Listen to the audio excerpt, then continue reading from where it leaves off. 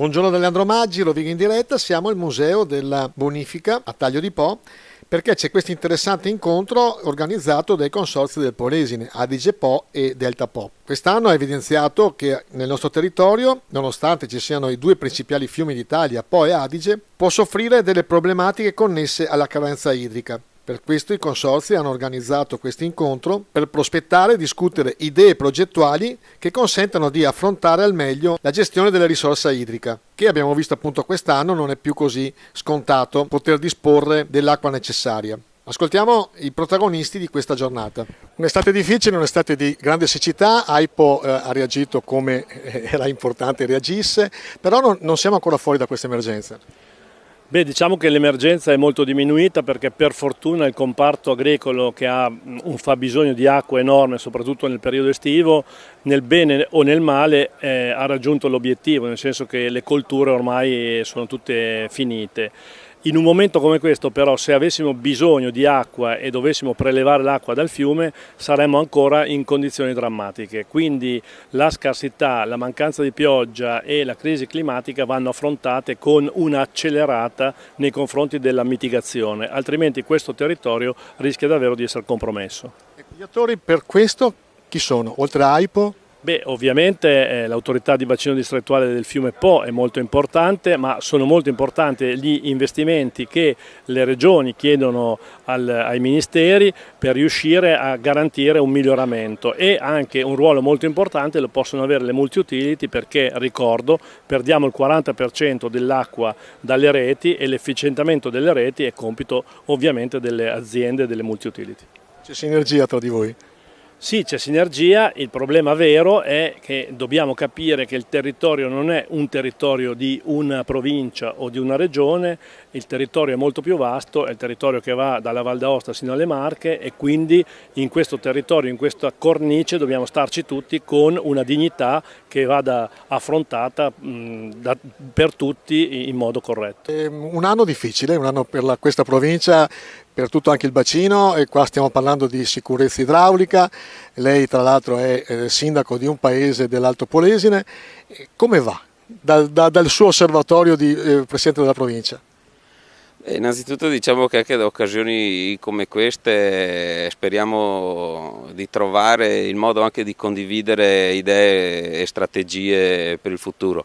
È indubbio che la situazione insomma, sia piuttosto anomala.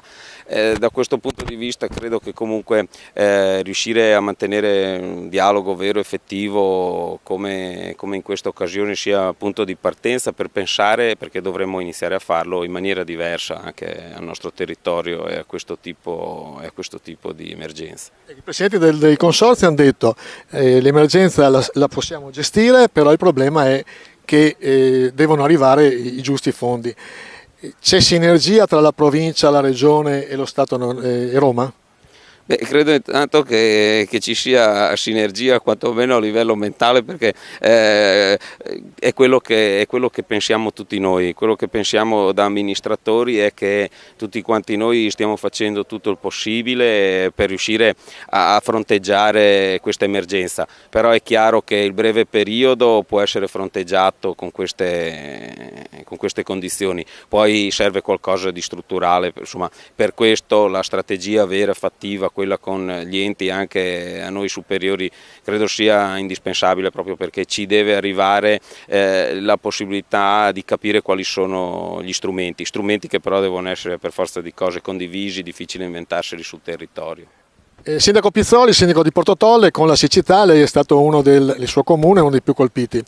Com'è la situazione, quanto hanno sofferto non solo gli agricoltori ma anche il comparto della pesca con questa straordinarietà di una siccità che non si vedeva dal 2003?